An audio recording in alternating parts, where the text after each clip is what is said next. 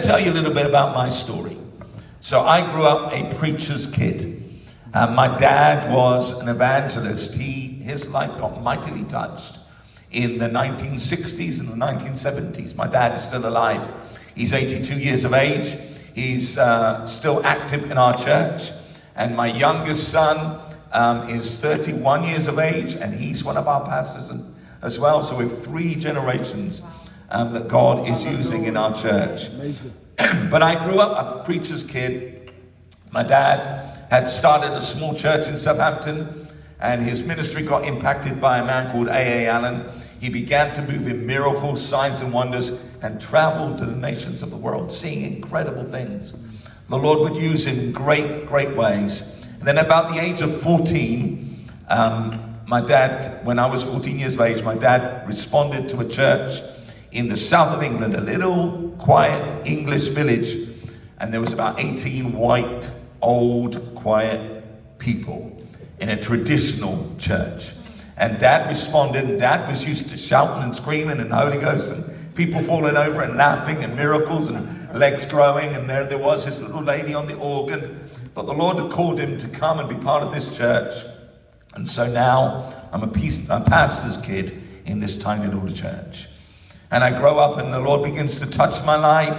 And I begin to feel a call and the challenge of ministry. And at the age of 18, I stepped out into full-time ministry. Actually, what I did is I said to my dad, Dad, I want to serve the church. I want to be part of what God is doing here. Amazing. He said to me, okay, son, that's great. You go away and pray for 3 months. Of course, I was still living with them. He said, come back to me in 3 months' time and tell me what you feel. I did. And I said, yeah, I definitely feel like I should be working for the church. I was a wood machinist at the time, making doors and windows. And so Dad said, that's great. You go ahead, do that. You can work for the church, but we're not going to pay you anything. And you still got to pay us rent to live in your home. And now my dad is the softest, gentlest person. He would never do anything like that, but God told him he had to teach me faith. And so I started on my journey of ministry, serving the Lord, working for the church, and began to develop. And at the age of 20, I got married. Wow. And then I have 2 wonderful sons. One is 31 and one is 33. I'm 56 years old. And life was moving forward okay. Eventually, at the age of 38, I became the senior pastor of the church. The church has by now grown to a multicultural church. We have, now at this point, we have about 40 nations in our church in Southampton. So the church had grown, and I now become the senior pastor, and everything on the outside looked good. And as far as I knew things were going well, but something came along and just hit me on the side of the head. And while there was public success, there was private pain. Public success, but private pain. And you know it's possible to go through public success and private pain. And my life was breaking. And at the age of 41, the only way out I could see was to take my life.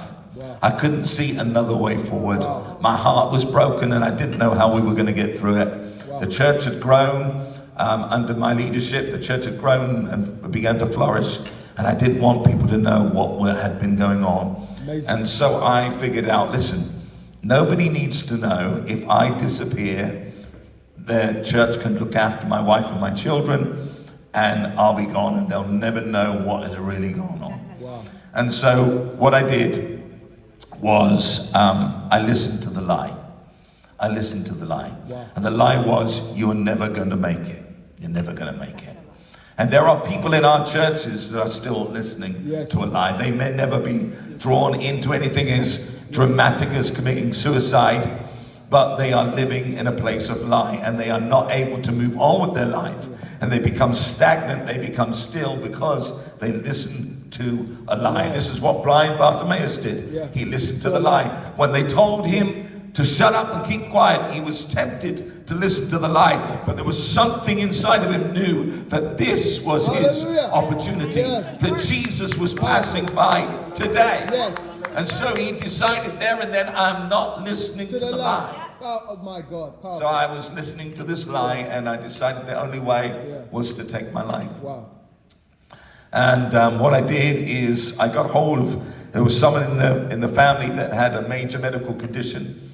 I researched what would happen if I got hold of their medication and took double the amount that it said to. So I figured out how much would kill you, and then I went and got double the amount, and I went off. And I got in my car, I took sleeping tablets, I took paracetamols, and I drove off into somewhere called Farley Mount, which is about 25 minutes away from our family home.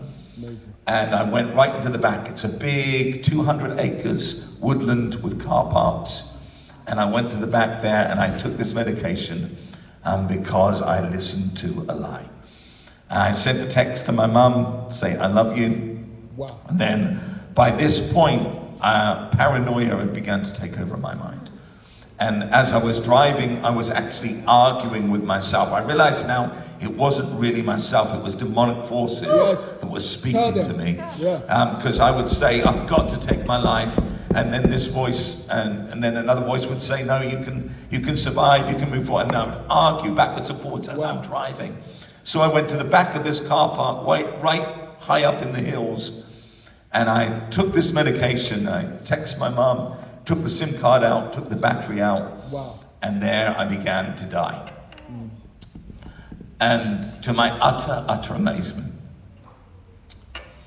probably about an hour and a half after I'd taken the medication, a bang on the door. I'm in the middle of nowhere, a bang on the door, and my mum had come to the car park where I was. God She told me the story when I recovered, that when I sent the text, something jumped in her spirit, and she began to realize something was up. She called my dad, and at this point, I had moved back into my mum and dad's home because our marriage was breaking up, and I'd moved back into the home, and I'd given the church back over to them. And she realized something was going wrong, and my dad began to rebuke the spirit of death. And they sent people out looking for me everywhere. Wow. No one could find me. And the Spirit of God began to speak to my mum. Wow. And it blows me away because, you see, the journey that she had to go from where she was to this obscure place that I'd not talked to her about because I planned the whole thing. Wow. And I want to say, when we're dealing with people, actually be very wary of the quiet ones. The ones that shout the most, they're the ones that probably not going to do anything anyway. I remember when my dad was a pastor, there was this one lady that would call him up every few weeks. Pastor, I'm going to kill myself. I'm going to kill myself. If you don't come here. And of course, he would get in his car and go and find it. And never did she do a thing. She lived for too many years and caused too much pain.